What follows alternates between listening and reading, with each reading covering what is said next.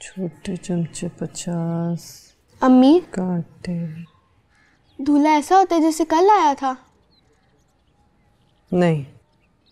तो फिर वो हमारे घर क्यों आया था? आमना की बहन की शादी तो लड़के से हुई थी। वो कहती थी कि वह कास भाई है, लेकिन ये तो नई अंकल है। अब हम बाजी को आंटी कहेंगे? कभी कभी दूल्हा ऐसे भी आ जाते हैं, इसको नसीब कहते हैं।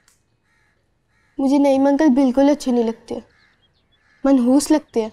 मैं बाजी के घर कभी नहीं जाऊंगी। रुबाब, क्यों मम्मी को परेशान कर रही हो? चलो शाबाश, अंदर जाओ, जाके चादर सही करो ताकि मैं आके वहां से झाड़ू लगाऊं।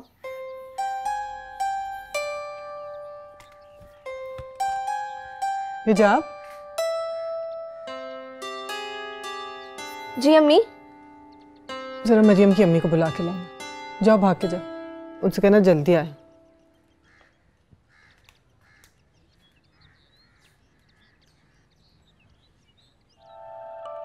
तुम्हारी बड़ी मेहरबानी होगी अगर इसके साथ जाके इसका पासपोर्ट बनवा दो। मैं तो घर से निकल नहीं सकती और ना ही मुझे कुछ दफ्तरों वगैरह का पता है। भाई पासपोर्ट का क्या है, इतना अच्छा निज़ाम है। इस काउंटर से चलते हुए जाओ, अगले काउंटर पे जाके काम मुकम्मल, और कुछ दिन बाद जाके पासपोर्ट ले आओ। बस इतनी सी बात है। अच्छा, बस तुम्हारी मेहरबानी है, करवा दो इसका ये काम। लेकिन देखो, किसी से जिक्र ना करना। काजी साहब के मिजाज को तो जानती हो ना। बिल्कुल जानती हूँ, इसलिए तो सवाल नहीं किया कि क्यों बनवा रही हो पासपोर्ट। भाई लड़की ज़ात है, अच्छा है यहीं से कागजात बनवा कर जाए। शादी के बाद तो वैसे भी हमारी बेटियां मफलूज होकर रह जाती हैं।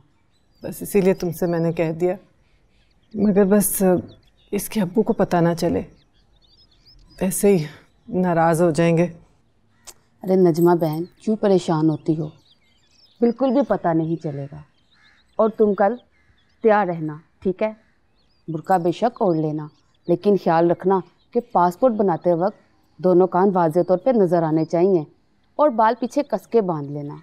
वो मुझे इसलिए पता है कि कुछ दिन पहले मैंने ज़ैनब का पासपोर्ट बनवाया था ना, इसलिए जानती हूँ। अच्छा। जी बेहतर। जेवर तो बड़ा कस के दिया है। चलो कुछ तो आंसू पूछे।